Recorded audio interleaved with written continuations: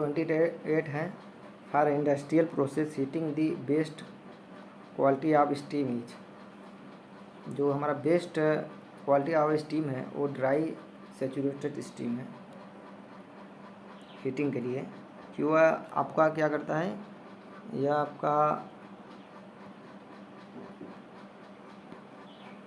Dry saturated steam हो जाएगा यहाँ पर ऑप्शन।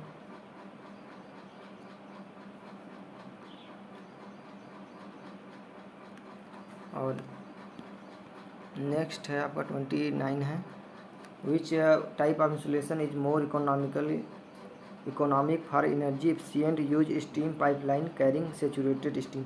जो सेचुरेटेड स्टीम के लिए जो इकोनॉमिकल रूप से होता है आपका और एफिशिएंट होता है, वो इंसुलेशन का यूज किया जाता है आपका ग्लास वूल का यूज किया जाता है। यहाँ से ग्लास वूल हो जाएगा आपका answer. Energy is release from fossil fuel when they are. जो फॉजल फ्यूल को से हमें एनर्जी कब रिसीव होगा, जब हम उसे क्या करेंगे, बर्न करेंगे, उसे जलाएंगे फॉजल फ्यूल को, तभी तो हमें क्या होगा, हमें एनर्जी प्राप्त होगा। पंप करने, कूल करने से, प्रेशराइज करने से थोड़ा कुछ मिलेगा हमें। और 31 है आपका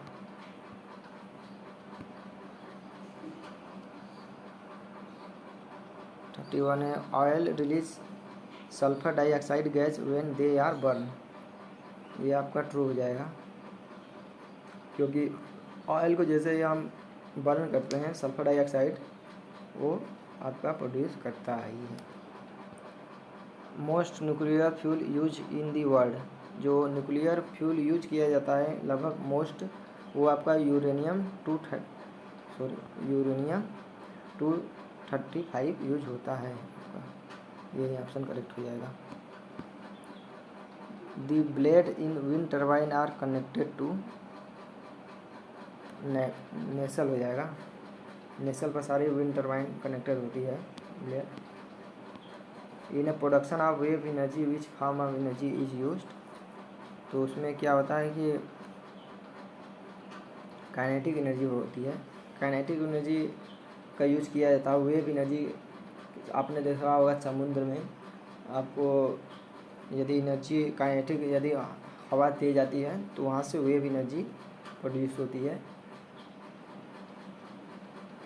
उस वेव एनर्जी का यूज हम टरबाइन लगाया जाता है, टरबाइन रोटेट करती है, और टरबाइन रोटेट करती है तो आपका जनरेटर कनेक्ट होता है, और जनरेटर कनेक्ट होने के बाद वो आपको इलेक्ट्रिसिटी प्रोड्यूस करती है। ये tidal barrier is barrier built over है, तो ये हो जाएगा रिवर एस्टुअरी हो जाएगा आपका इसका ऑप्शन। क्योंकि आपको टाइडल को एक ये टाइडल को एक मतलब कि रिवर के एस्टुअरी पर ही बनाया जाता है।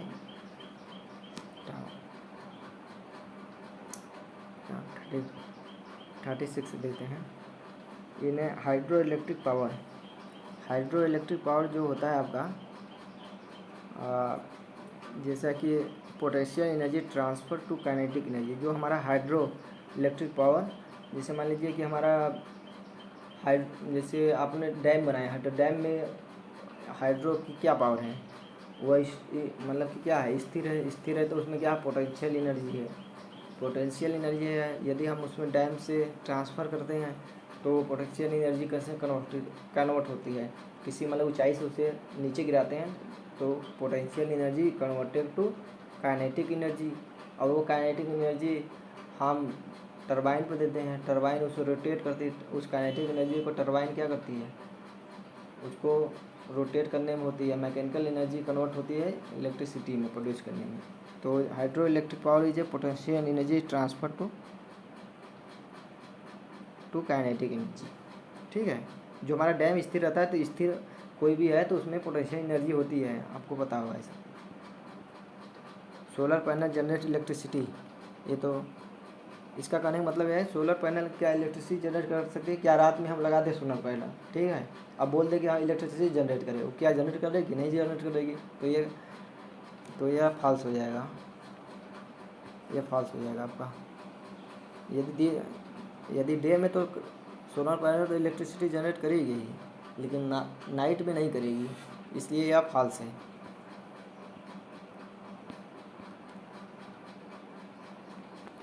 38 है, in order to produce solar energy during sunlight where the energy is store in the battery.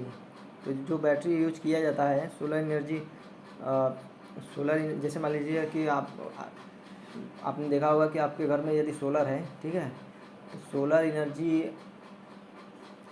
क्या करती है कि सोलर एनर्जी का यूज़ करके हमें बैटरी को पहले तो चार्ज करते हैं। तो बैटरी जो होती है वो आपके निकेल कैडमियम की होती है, निकेल कैडमियम की होती है। ये क्यों होती है इसके बारे में डिस्कस नहीं करने जा रहा हूँ यहाँ पर।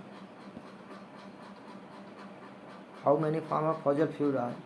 तो फॉजल फ्यूल जो होता है आपका मोस्टली 3 टाइप्स का होता है। पेट्रोलियम होता है, कोयल होता है, नेचुरल गैस होता है आपका फॉजल फ्यूल। कोयल को जला सकते हैं, पेट्रोलियम जला सकते हैं, नेचुरल गैस को भी जला सकते हैं। यह है फॉजल फ्यूल 3 टाइप्स के होते हैं। कौन से? कोयल होता है आपका, petroleum, natural gas.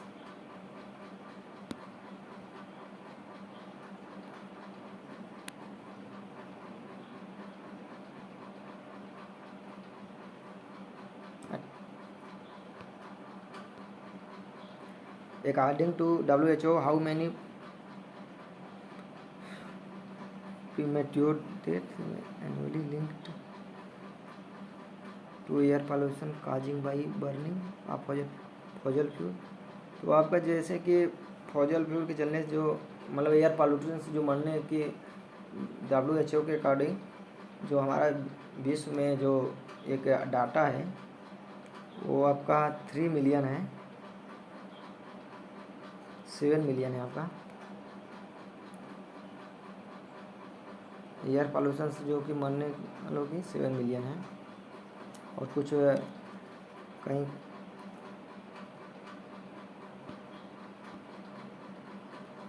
Energy in the form of heat and light is obtain by.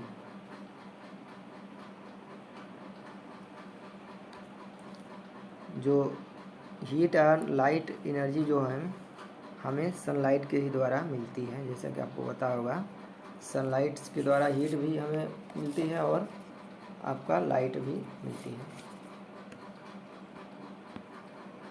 और 42 है आप क्वेश्चन है demand side management can be achieved by technique of. तो यह आपका डिमांड साइड मैनेजमेंट, यह आपका demand side time of day pricing and metering, इससे भी होगा। Multi utility power exchange model, इससे भी होगा। और लोड मैनेजमेंट मतलब ऑल ऑफ द हो जाएंगे। ऑल ऑफ द क्यों होगा? आपका एनर्जी जो कहाँ गया, जो लोड साइड मैनेजमेंट है वो कैसे मैनेजमेंट किया जा सकता है? लोड को मैनेजमेंट करके आउट टाइम टू टाइम क्या होगा, आप प्राइजिंग को भी चेंज करके भी हो सकता है। यदि मान लीजिए कि आपका रॉ मटेरियल का कॉस्ट बढ़ गया तो आपको क्या करना होगा, इलेक्ट्रिसिटी का तो कॉस्ट तो बढ़ाना ही होगा। तो इसका ऑप्शन हो जाएगा ऑल ऑफ दीज।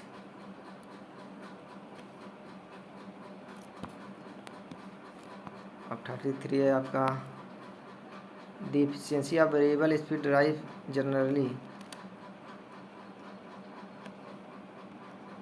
तो इसका जो एफिशिएंसी है वो डिक्रीज होता है विथ स्पीड के साथ।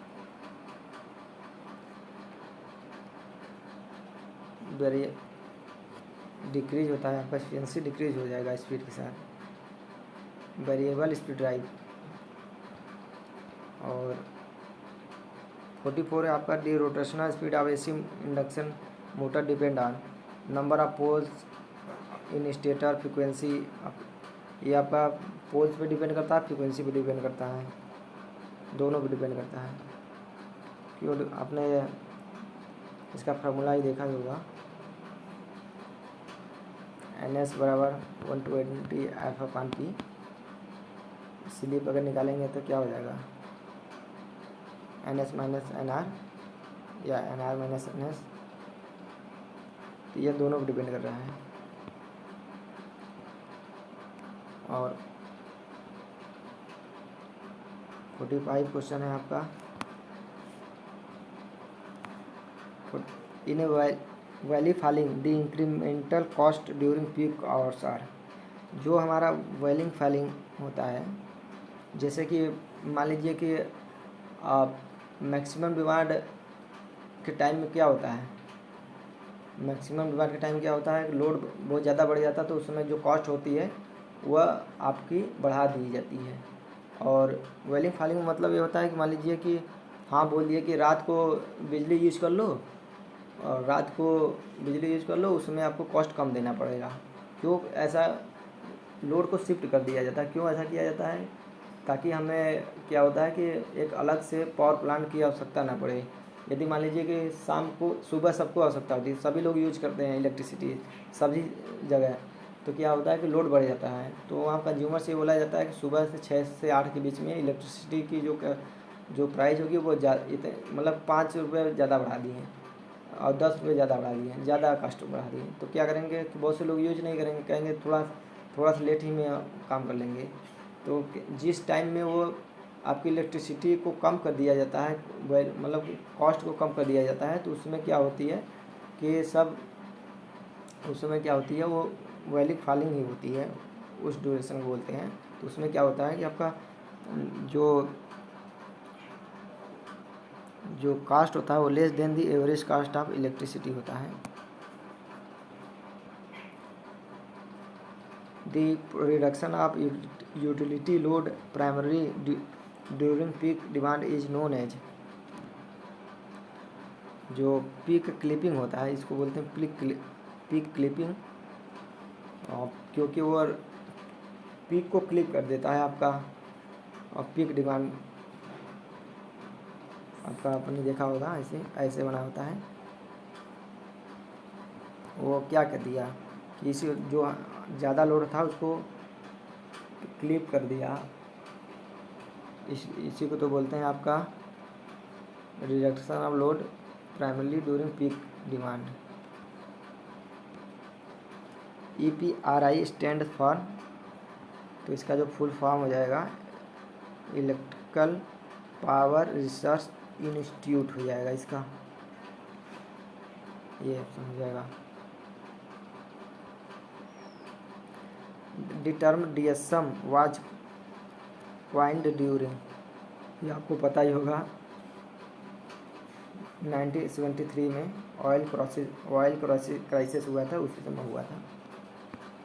और 49 है the energy management function is generally wasted in, तो यहाँ पर हो जाएगा आपका B एंड C हो जाएगा,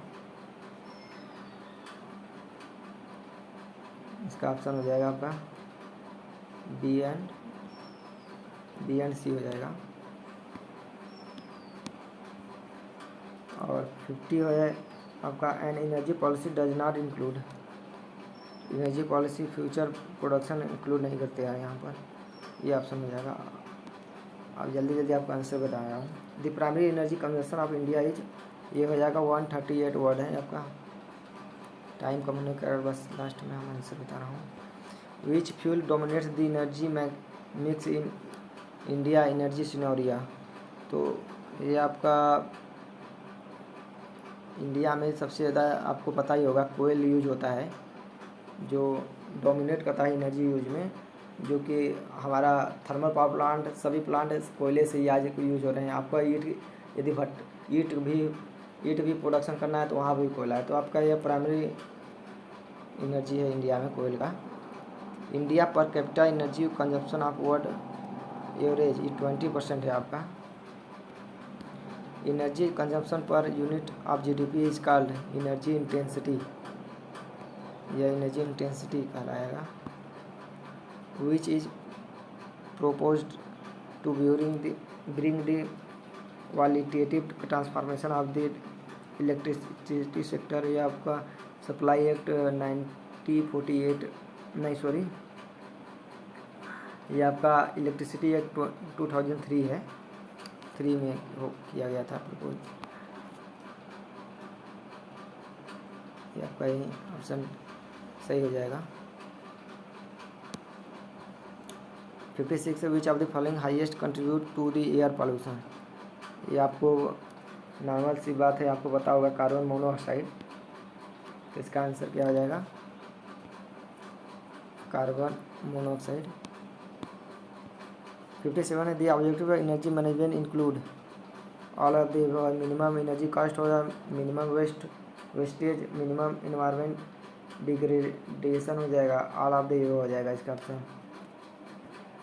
और 58 है the percentage of energy saved at the current rate of use compare to the difference year rate of use is called energy performance.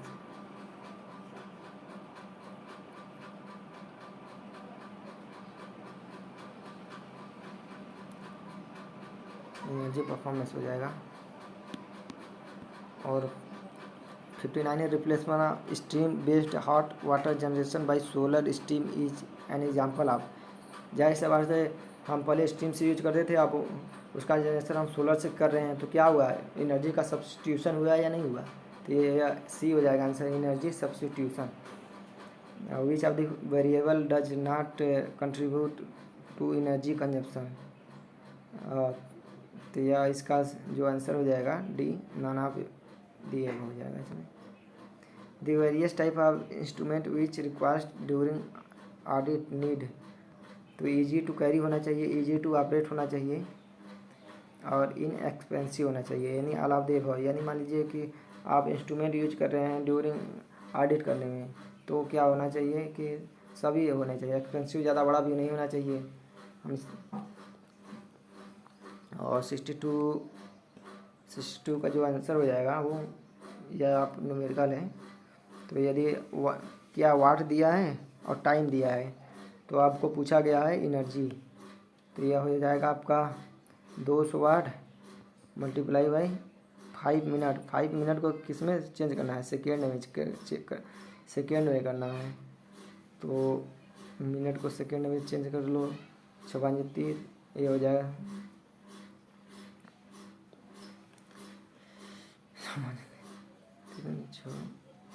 तो यह हो जाएगा आपका 60 किलो जूल हो जाएगा। इसको आराम से देख लेना, 60 किलो जूल हो जाएगा, मल्टीप्लाई करेंगे तो 60 किलो जूल हो जाएगा आंसर। और 63 है एसिड रेन इज कॉल्ड।